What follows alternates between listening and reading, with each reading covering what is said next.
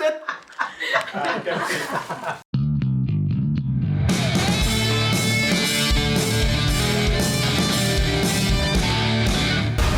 Schon bald weiß jeder in dieser Stadt, wie es ist, in einer Welt zu leben.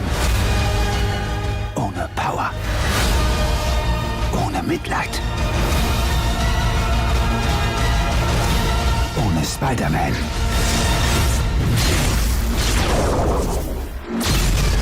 Mr. Jamie Foxx. Brother, how are you? I'm doing well. How are you? Good. You have such a great look. Look at this. Thank you. Great. Kris Thank you. Kringle. I mean, You know what I'm saying? I do like to give gifts, so that is my MO. You're without a Santa Claus. Can you talk a little bit about the evolution of this character, though? Because Yeah. I feel like Electro, obviously, beloved villain. Yeah. Have you been sort of researching or looking at the comments to see what people are saying about your portrayal of him so far? Well, I don't look at blogs or anything like that. That's whatever. Blogs, I always tell artists, if you look at blogs, you'll start to change who you are. And I've seen people do that. But I will say this, just putting Electro together, putting Max Dillon together was a journey, because I knew that Max, used to be, he was married at one point, father left, wife leaves. So you see that he's in this dark hole, mom doting over him the whole time.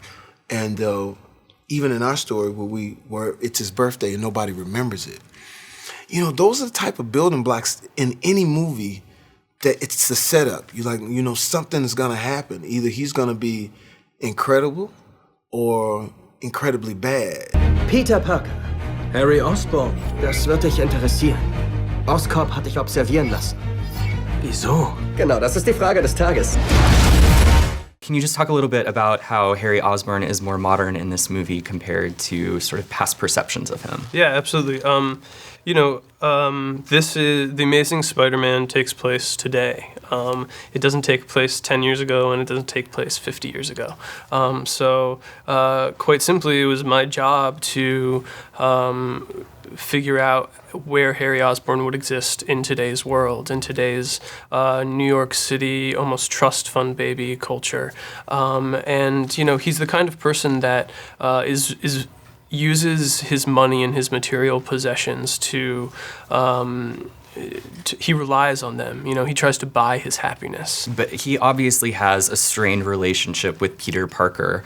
How does it differ in this film? Yeah, well, it's completely different. In this film, Peter and Harry are childhood friends that haven't seen each other in a very long time. And he comes back. Harry's been off at private school, and he comes back, and they're reunited. And, so Harry has allegiances to Peter as his friend, but he also has allegiances to his father and to Oscorp as the heir apparent of Oscorp.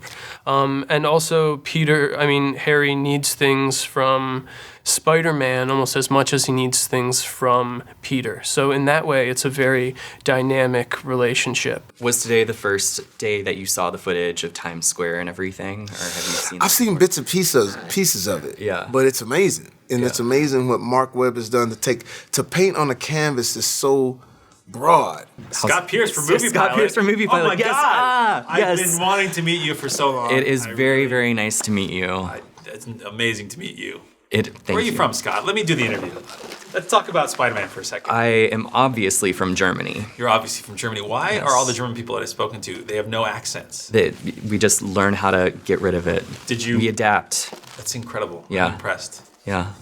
Well, now I'll give the interview to you. Thank you very much. Obviously, with the first movie, you had to sort of establish this origin story. Mm-hmm. What was the biggest sort of hurdle for the second one? We felt like we got cut loose. It was great because the origin story, I felt it was really important to establish a new world for Spider-Man. Simply because the other movies were so close, I had a little bit of a different idea and a different rule system for the world that we were creating. But in this movie, we come out of the gates with enormous action. Spider-Man is really good at being Spider-Man, and he's loving being Spider-Man.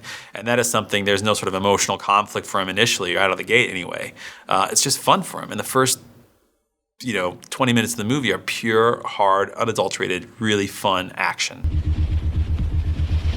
Was ich daran liebe, Spider-Man zu sein? Einfach alles.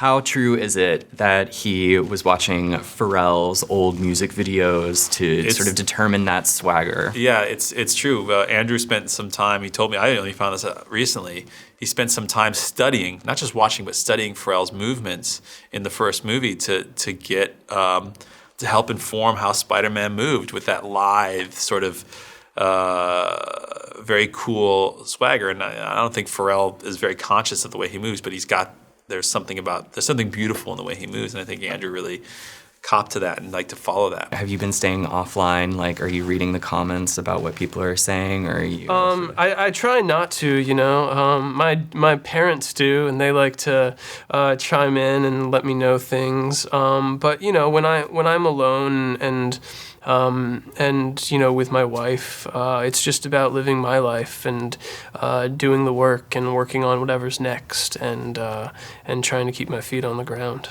Well, I'm really excited to see the final product. Thank you so much. Thank you, brother. Really All nice right, to meet man. Was ist das alles?